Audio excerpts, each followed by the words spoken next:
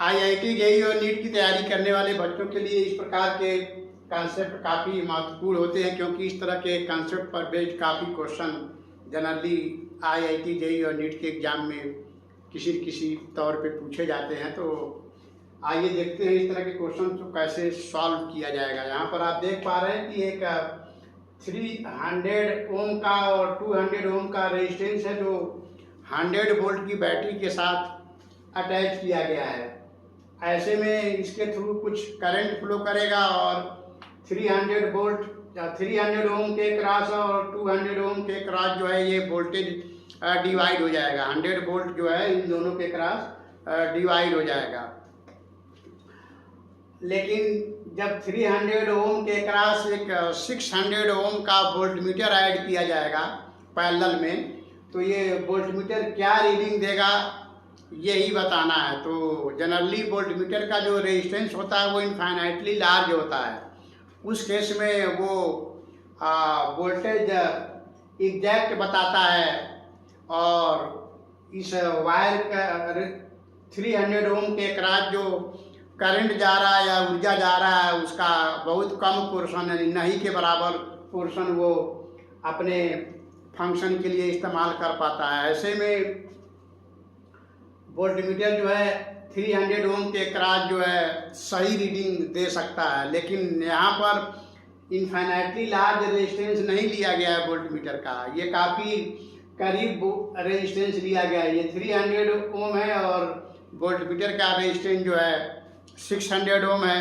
तो ऐसे में ये एग्जैक्ट रीडिंग जो है नहीं देगा, तो कुछ रीडिंग जो है में कमी आ जाएगी। यहाँ पर जो वोल्टेज ड्रॉप होगा 300 ओम के क्रॉस वो कुछ और होगा, और यहाँ पर जो 300 ओम के क्रॉस वोल्टेज ड्रॉप होगा वो कुछ और होगा, और वो रीडिंग जो है ये वोल्टमीटर देगा। इस प्रकार वोल्टमीटर की रीडिंग जो है एग्जैक्ट रीडिंग नहीं होगी, जो आइडियल वोल्टमीटर के द्वारा जो रीडिंग होती है उसके बराबर नहीं होगा। तो आइए देखते हैं किस तरह से इस तरह के क्वेश्चंस को सॉल्व किया जाएगा। तो यहाँ पर आप देख पा रहे हैं कि 100 वोल्ट की बैटरी है, तो इसमें जो करंट जाएगा उसकी वैल्यू जो होगा 100 अपॉन टोटल रेजिस्टेंस 300 प्लस 200, और जब इसको आप सॉल्व करेंगे तो ये हो जाएगा 100 अपॉन 500,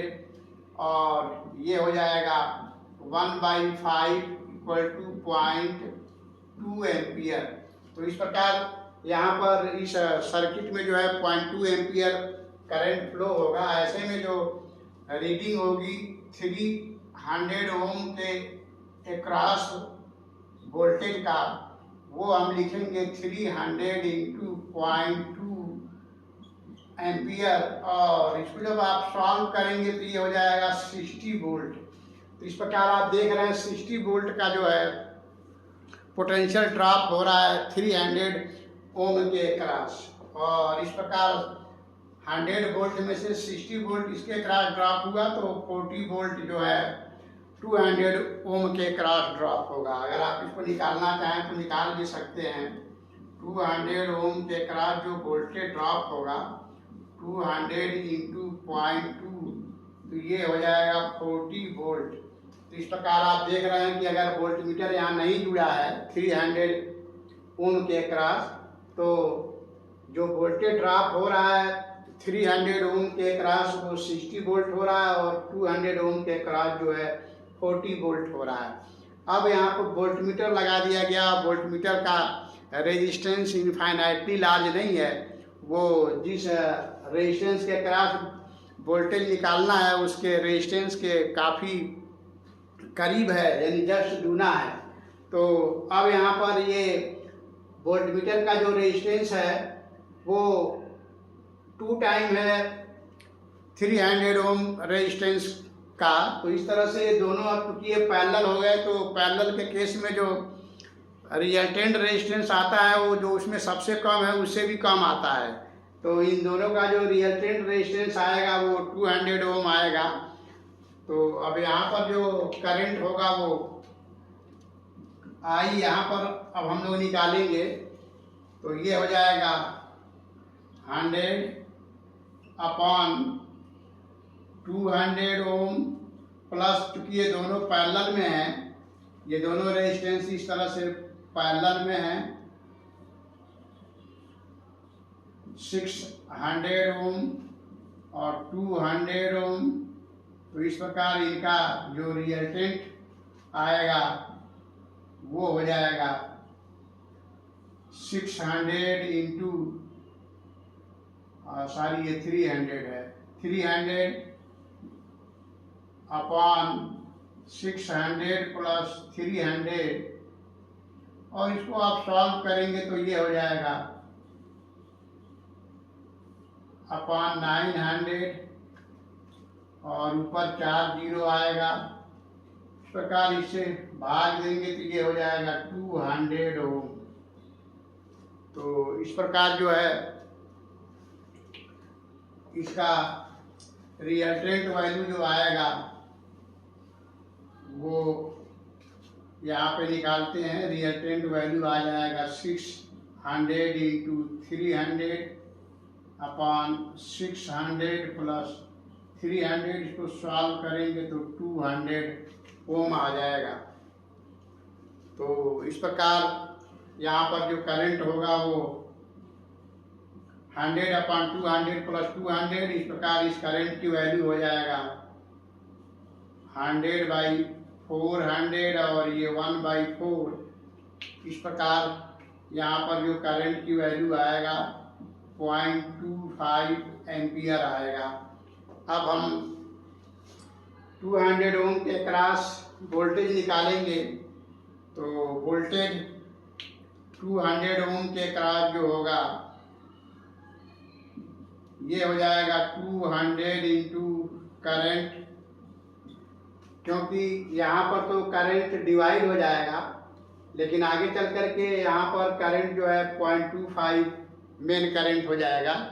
इस प्रकार टोटल करंट इंटू 200, इसको आप सॉल्व करेंगे तो ये हो जाएगा 50 वोल्ट।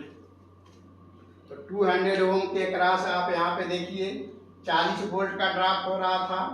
अब यहाँ पर जो है रेजिस्टेंस कम हो गया, करंट बढ़ गया, इसलिए 200 ओम के क्रॉस यहाँ 50 वोल्ट का पोटेंशियल ड्रॉप हो रहा है। अब 100 वोल्ट में से 50 वोल्ट यहीं पे ड्रॉप हो गया, तो बाकी 50 वोल्ट जो होगा 300 ओम के क्रॉस ड्रॉप होगा, और वही वोल्टेज जो है 600 ओम का वोल्टमीटर रीड करेगा। तो पहले 300 ओम के क्रॉस जो वोल्टेज ड्रॉप था वो 60 वोल्ट था। अब जो है 300 ओम के क्रॉस वोल्टेज का जो ड्रॉप हो रहा है वो 50 वोल्ट हो रहा है, इसलिए वोल्टमीटर यहाँ पर 50 वोल्ट का रीडिंग करेगा। इस प्रकार वोल्टमीटर की जो रीडिंग होगी वो 50 वोल्ट होगा, और यही 300 ओम के क्रॉस रीडिंग होगा। तो क्योंकि 600 ओम का वोल्टमीटर और 300 ओम का रेजिस्टेंस दोनों पैरेलल जुड़े हैं, और पैरेलल में वोल्टेज इक्वल होता है, तो इस प्रकार वोल्टमीटर जो है एग्जैक्ट जो रीडिंग है 60 वोल्ट का वो नहीं कर पा रहा है, यहाँ पर अब 50 वोल्ट का रीडिंग कर रहा है, यानी वोल्टेज के रीडिंग में एरर आ गया, क्योंकि वोल्टमीटर का जो रेजिस्टेंस है वो इनफाइनाइटली लार्ज नहीं है। अगर इनफाइनाइटली लार्ज होता तो एरर बहुत कम होता और लगभग 60 वोल्ट के आसपास ही रीडिंग वोल्टमीटर देता।